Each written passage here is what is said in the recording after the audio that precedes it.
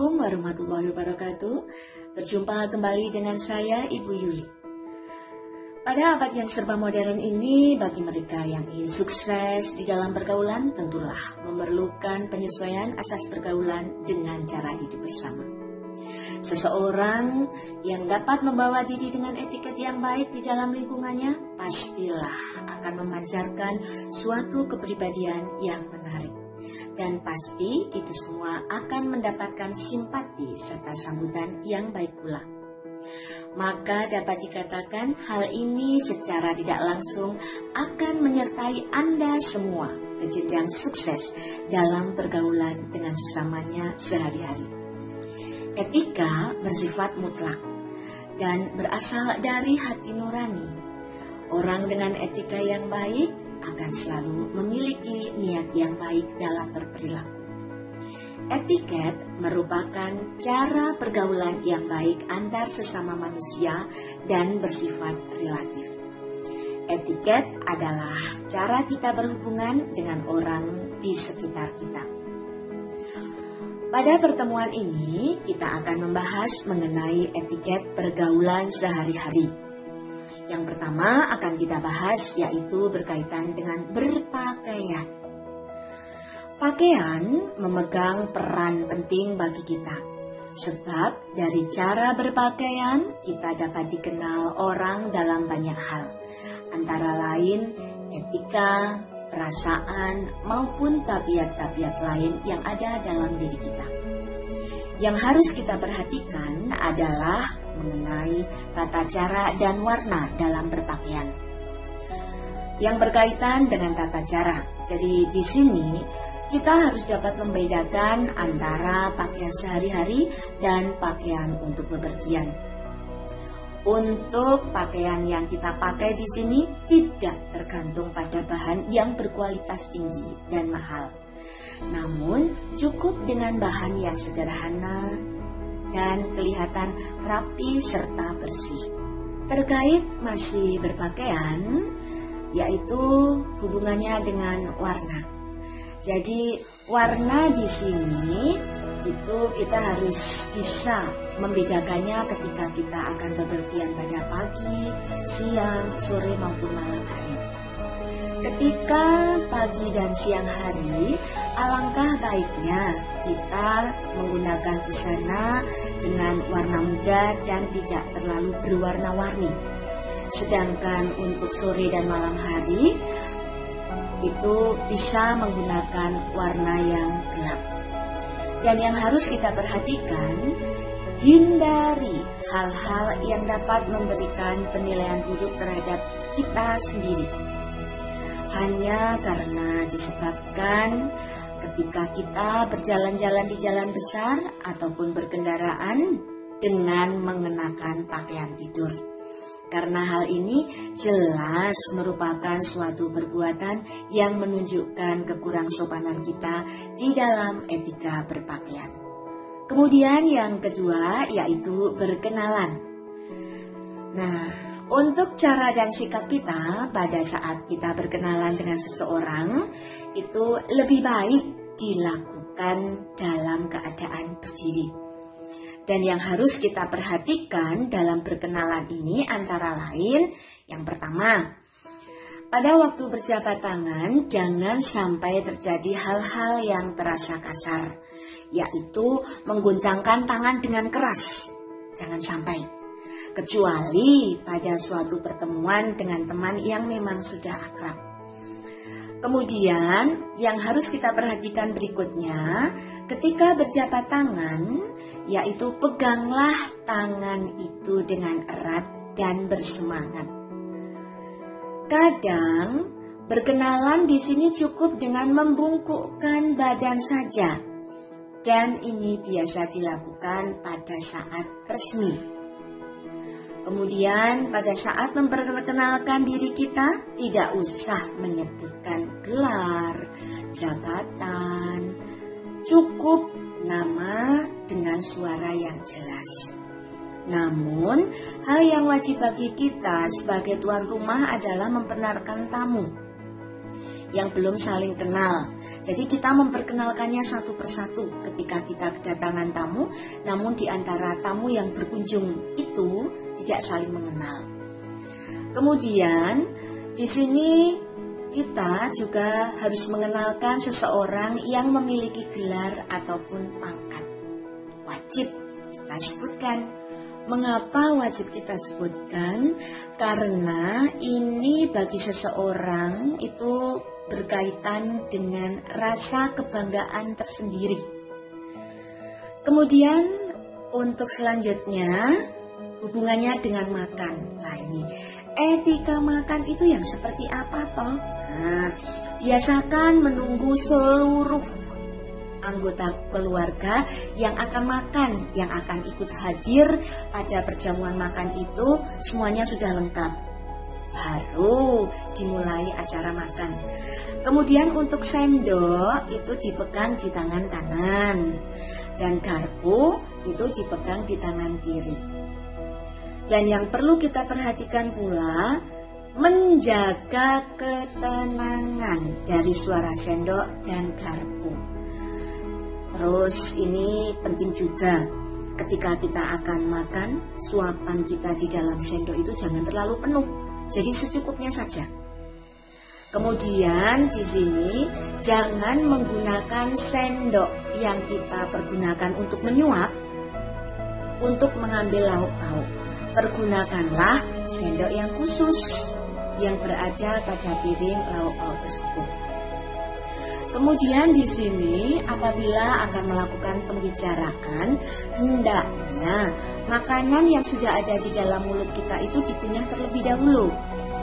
Kemudian ditelan, barulah nanti kita berbicara. Terus untuk posisi, nah posisi tangan itu hanya sampai pada batas pergelangan tangan saja yang menempelkan di meja. Jangan membuka mulut terlalu lebar pada waktu menelan makanan dari sendok. Kemudian di dalam cara makan ala barat, nah ini yang perlu kita ketahui bersama pula. Dalam makan cara ala barat di sini, garpu itu dipegang di tangan kiri. Kemudian tangan kanan menggunakan pisau yang digunakan untuk mengiris makanan. Dan garpu itu sendiri untuk mengambil makanan serta dimasukkan ke mulut. Setelah selesai, maka kedua alat ini diletakkan secara bersilang di atas piring kita dengan rapi. Makan, nah ini yang tidak kalah pentingnya. Makan haruslah dalam posisi tubuh yang tegak. Dan setelah selesai makan, letakkan sendok dan garpu di atas piring secara bersilang dengan rapi. Tetap pada posisi duduk di tempatnya sampai semua orang yang makan bersama kita selesai. Pembahasan berikutnya mengenai etiket ini yaitu kaitannya dengan meminjam. Karena harus diakui ya, dalam kehidupan sehari-hari seringkali kita saling meminjam. Nah ini yang perlu kita perhatikan. Jika kita meminjam suatu barang, hendaknya dipelihara kebersihannya. Dan apabila mengalami kerusakan dari apa yang kita pinjam itu, usahakan untuk mengganti yang baru. Kesalahan besar apabila kita meminjam dari seseorang, kemudian itu kita pinjamkan kepada orang lain. Jangan pernah. Terus berikutnya, barang yang kita pinjam itu hendaknya dikembalikan pada waktu yang telah dijanjikan. Jadi jangan sekali-kali kita itu mengingkari janji kita kepada orang lain, termasuk kaitannya dengan meminjam ini. Kemudian untuk selanjutnya yaitu menanti, menunggu. Nah, menanti adalah sebuah pekerjaan yang menjemukan. Seseorang yang dapat menghargai waktu pasti tidak akan pernah menyia-nyiakan orang lain dalam penantian. Jika berjanji dengan orang lain untuk bertemu, maka tepatilah seperti yang telah ditetapkan, sehingga orang lain akan mempercayai dan menghargai kita. mulailah dengan sikap menghargai waktu orang lain. Untuk selanjutnya yaitu berbicara. Berbicara di sini kelihatannya sangat mudah ya, namun dari caranya berbicara ini ternyata dapat ditarik sebuah kesimpulan yang luas mengenai pribadi seseorang. Untuk mengharapkan kesuksesan di dalam pergaulan sehari-hari dengan lingkungan masyarakat, diperlukan sebuah etika berbicara. Bagaimana sih untuk berbicara yang baik dan tepat? Nah, ini yang perlu kita perhatikan yaitu bedakan berbicara secara kekeluargaan dan secara resmi. Orang yang sering kali mengalami kegagalan di dalam sesuatu hal dapat pula disebabkan karena cara berbicaranya yang kurang tepat. Ini yang perlu kita perhatikan bersama. Kemudian, agar pribadi kita tetap dihormati orang lain, hendaknya pada setiap kata yang kita ucapkan haruslah melalui pertimbangan pikiran yang matang. Kemudian, membicarakan sesuatu haruslah dapat melihat situasi dan kondisi, tempat di mana dan bagaimana keadaannya. Ini yang betul-betul harus kita perhatikan. Kemudian ada pula berbicara yang berwibawa. Nah, ini ketika kita berada di dalam forum. Nah, sebuah pribadi dilihat berwibawa kalau kita mampu mengendalikan diri kita sendiri dan membuat orang lain itu merasa bahwa jiwanya itu berada di dalam diri yang damai.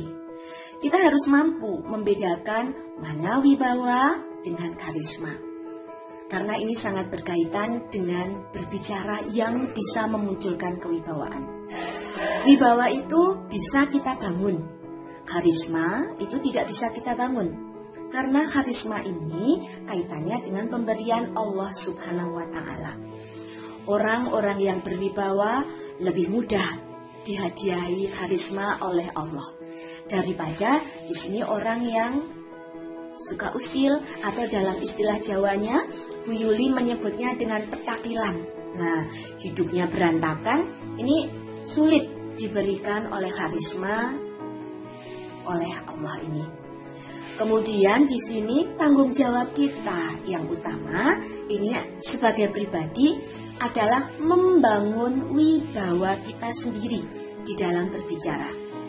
Jadi wibawa itu akan terlebih dahulu terbentuk ketika jiwa kita itu damai, kuat, sehingga tidak goyah, tidak goyang. Dan jiwa yang tidak goyang atau tidak goyah ini itu akan mudah dibaca dari bahasa tubuh kita. Jadi orang yang berwibawa itu tidak boleh terlalu banyak gerakannya. Jadi tenang, pembawaannya itu tenang. Misalnya dalam menoleh, ini Bu Yuli contohkan saja. Menoleh ini itu ya hanya kepalanya saja. Jadi hanya kepalanya saja. Jangan kemudian seluruh tubuh kita itu ikut menoleh. Nih ya. Intinya, jadi karisma ini adalah juga berkaitan dengan kedamaian jiwa. Jadi jiwa yang tenang, secara otomatis badannya itu juga akan tenang. Karena tenang ini pasti kita sudah mengetahui. Dan kita itu juga tidak perlu khawatir. Karena semuanya itu sudah terukur, termasuk di sini dari cara berjalannya. Orang-orang berwibawa itu tidak tergesa-gesa. Misalnya di sini juga dalam berbicara. Jadi itu teratur ritmenya. Suaranya dalam, caranya. Kemudian ini juga caranya itu membesarkan dada seperti loudspeaker. Karena kembali ke jiwa. Nah, misalnya huruf O, A daripada huruf I, E, U. Nah, ini ya yang perlu kita ketahui bersama. Karena yang harus kita pahami juga bahwa bahasa itu sebenarnya ada rasanya. Pilihan kata yang suara itu wibawa. Jadi inti dari berbicara yang wibawa itu, ini sangat dipengaruhi oleh kedamaian jiwa kita dan kontrol untuk tetap memelihara kedamaian itu di dalam interaksi dengan orang lain. Nah, kemudian yang selanjutnya yaitu berkaitan dengan marah, emosi. Apakah ada etikanya? Ada.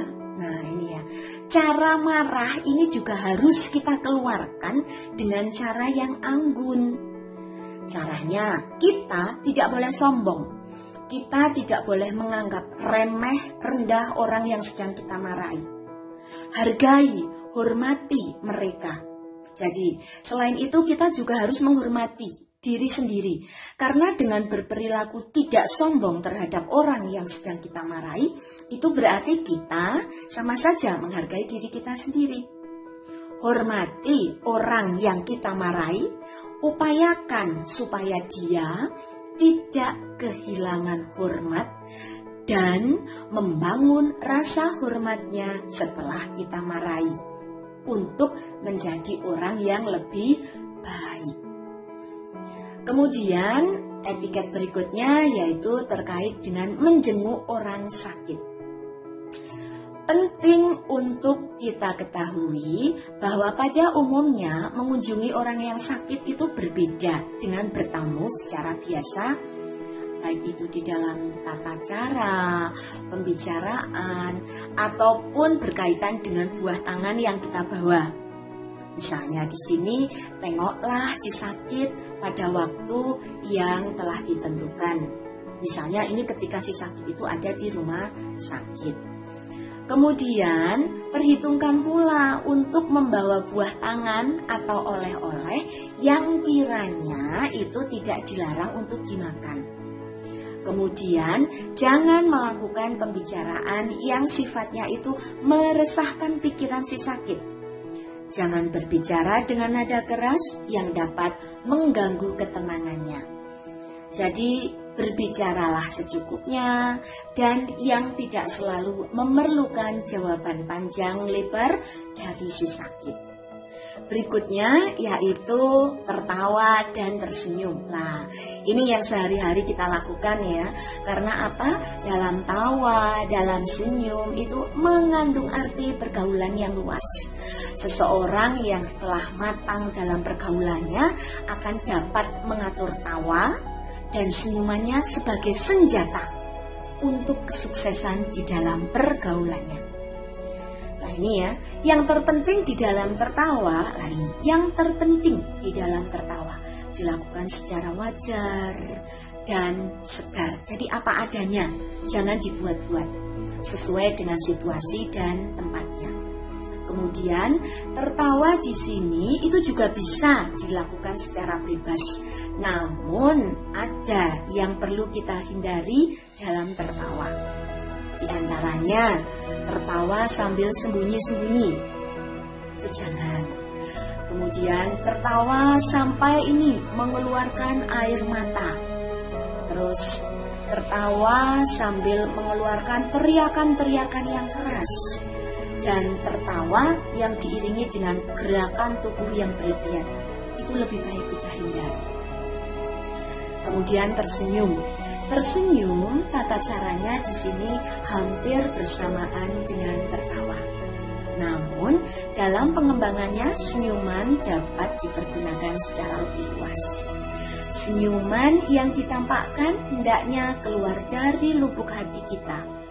Pergunakanlah senyuman sebagai pengiring pada saat berjabat tangan, menegur seseorang, dalam pembicaraan, pada saat mengucapkan terima kasih. Berikutnya yaitu berkaitan dengan bertamu dan menerima tamu. Untuk melakukan suatu kunjungan atau bertamu harus memperhatikan beberapa hal, diantaranya waktu. Jadi ini kita di sini jangan bertamu pada waktu istirahat, misalnya di siang hari atau larut malam. Kemudian sebaiknya ketika kita bertamu, baik itu di rumah, kantor, hotel, maupun di mana saja, awali dengan mengetuk pintu terlebih dahulu. Dan jangan masuk begitu saja walaupun di sini pintu tidak tertutup. Dalam mengetuk pintu biasanya diiringi dengan ucapan permisi atau salam. Hal yang tidak sopan apabila seorang tamu melakukan ketukan pintu, itu mengetuk pintu itu dengan sangat keras. Ini tidak sopan, apalagi sambil berteriak-teriak. Itu tolong hindari itu.